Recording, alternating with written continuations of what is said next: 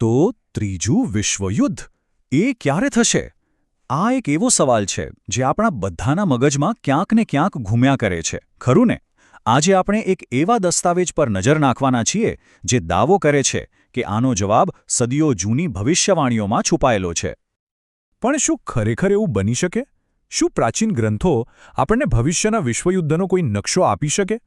આ સ્ત્રોતનું તો એવું જ માનવું છે.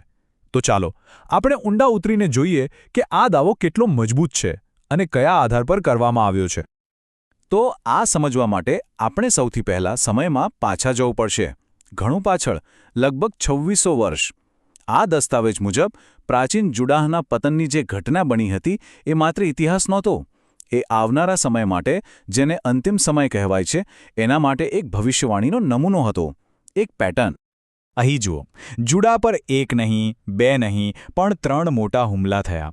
અને આ હુમલાઓ એમના ભ્રષ્ટાચારની સજા તરીકે જોવામાં આવે છે. હવે આ સ્ત્રોતનું કહેવું છે કે ઇતિહાસ પોતાને ફરીથી દોહરાવશે. એ જ રીતે ભવિષ્યમાં એક ખૂબ જ શક્તિશાળી પણ ભ્રષ્ટ વૈશ્વિક ધાર્મિક સિસ્ટમ, જેને ભવિષ્યવાણીમાં મહાન બેબિલોન નામ આપવામાં આવ્યું છે, એનો પણ અંત યુદ્ધ દ્વારા જ થશે. પણ સવાલ એ છે કે આ ન્યાય ચુકાદાની શરૂઆત થશે ક્યાંથી? એના માટે આ સ્ત્રોત એક બહુ જ મહત્વનો સિદ્ધાંત રજૂ કરે છે કે ન્યાય ચુકાદાની શરૂઆત ઈશ્વરના ઘરમાંથી થવી જોઈએ. આનો સીધો અર્થ એ છે કે જે મુશ્કેલીઓ આવવાની છે એની શરૂઆત પહેલાં એ લોકો પર થશે જે પોતાને ઈશ્વરના અનુયાયી માને છે, અને ત્યાર પછી જ એની અસર આખી દુનિયા પર જોવા મળશે. ઓકે, તો હવે મૂળ સવાલ પર પાછા આવીએ. આ ભવિષ્યનું યુદ્ધ શરૂ ક્યારે થશે? આ દસ્તાવેજમાં આના પર 2 અલગ અલગ વિચારો રજૂ કરવામાં આવ્યા છે. ચાલો સૌથી પહેલા મત પર નજર કરીએ. અને આ મત મુજબ આ વૈશ્વિક સંઘર્ષ કદાચ આપણે વિચારીએ છીએ એના કરતાં ઘણો વહેલો શરૂ થઈ શકે છે. આ પહેલા વિચાર મુજબ બાઇબલના પ્રકટીકરણમાં જે 7 મુદ્રાઓની વાત છે, એમાંથી જેવી બીજી મુદ્રા ખોલવામાં આવે છે, બસ યુદ્ધ શરૂ. એક લાલ ઘોડા પર સવારને મોટી તલવાર આપવામાં આવે છે, જેનું કામ છે પૃથ્વી પરથી શાંતિને સંપૂર્ણપણે છીનવી લેવાનું. અને આ જ ઘટનાને ત્રીજા વિશ્વયુદ્ધની શરૂઆત તરીકે જોવામાં આવે છે. અને આ યુદ્ધ શરૂ થતાં જ એક ભયાનક ડોમિનો ઇફેક્ટ ચાલુ થાય છે. જુઓ, યુદ્ધ થાય છે એટલે ખોરાકની અછત સર્જાય છે, મતલબ કે દુકાળ. દુકાળ પડે એટલે રોગચાળો અને મૃત્યુ ફેલાય છે.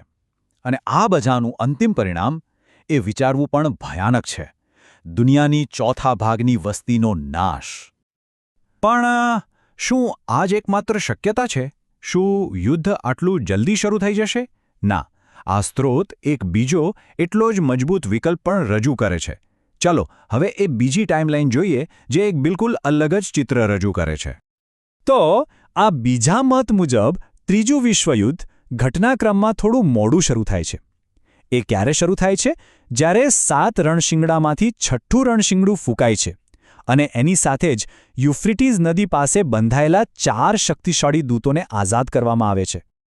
અને આ 4 દૂતો કોને કમાન્ડ કરે છે?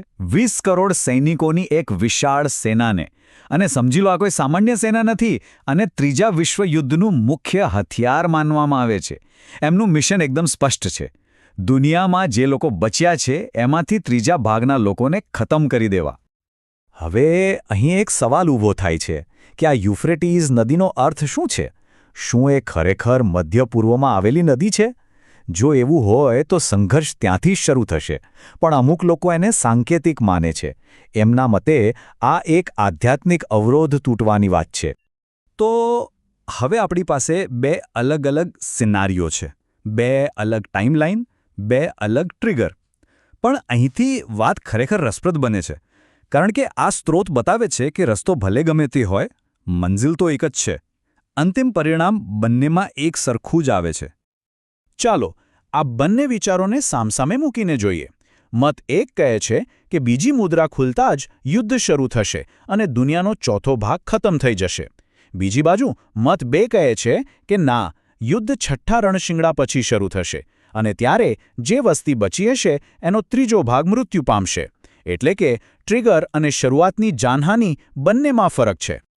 આ ટેબલમાં આપણે સ્પષ્ટપણે જોઈ શકીએ છીએ, ભલે યુદ્ધ વહેલું શરૂ થાય કે મોડું, ઘટનાઓનો ક્રમ કદાચ આગળ પાછળ થાય, પણ અંત જુઓ, બંનેનો અંત એક જ જગ્યાએ થાય છે. અબજો લોકોના મૃત્યુ પછી ભયંકર તબાહી પછી એક નવી વૈશ્વિક સરકાર ઊભી થાય છે. તો આટલા મોટા વિનાશ પછી શું? આ વૈશ્વિક સંઘર્ષની રાખમાંથી શું જન્મ લેશે? એ જ સૌથી મોટો મુદ્દો છે. આ દસ્તાવેજ મુજબ યુદ્ધની આ અંધાધૂંધીમાંથી એક જ વૈશ્વિક શક્તિનો ઉદય થશે, જેને ભવિષ્યવાણીમાં શ્વાપદ અથવા ધ બીસ્ટ કહેવામાં આવ્યું છે. અને આ માત્ર કોઈ રાજકીય શક્તિ નહીં હોય, એની પાછળ એક ભ્રષ્ટ ધાર્મિક સિસ્ટમનો હાથ હશે, પેલું મહાન બેબિલોન, જે પડદા પાછળ રહીને આખી દુનિયા પર રાજ કરશે. હવે જરા વિચારો, અબજો લોકો મરી ગયા છે અને પછી અચાનક દુનિયામાં શાંતિ આવી જાય છે, દેશો વચ્ચેના યુદ્ધો બંધ થઈ જાય છે. પણ આ દસ્તાવેજ ચેતવણી આપે છે કે સાવધાન, આ સાચી શાંતિ નથી, આ તો શાંતિના નામે એક મોટો ભ્રમ છે. આ કહેવાતી શાંતિ કેટલો સમય ચાલશે? 42 મહિના. પણ આ 42 મહિના શાંતિના નહીં, પણ એ લોકો માટે ભયંકર અત્યાચારના હશે જેઓ આ નવી વ્યવસ્થાનો વિરોધ કરશે. તો ચાલો આ ખોટી શાંતિના સમયગાળાનું ચિત્ર સ્પષ્ટ કરી લઈએ.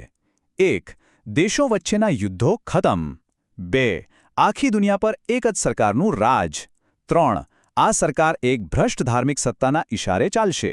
અને 4. જે કોઈ પણ એની સામે અવાજ ઉઠાવશે એના પર ભયંકર અત્યાચાર થશે. અને આ બધું ચાલશે પૂરા 1260 દિવસ, એટલે કે 42 મહિના સુધી. અને આ બધી વાત આપણને અંતમાં એક બહુ મોટા અને ગંભીર સવાલ પર લાવીને મૂકી દે છે. જો દુનિયામાંથી યુદ્ધનો અંત લાવવા માટે સંપૂર્ણ નિયંત્રણ અને અત્યાચારનો રસ્તો અપનાવવો પડે તો શું એને ખરેખર સાચી શાંતિ કહી શકાય? આ સવાલ પર વિચારવા જેવું છે, ખરું ને?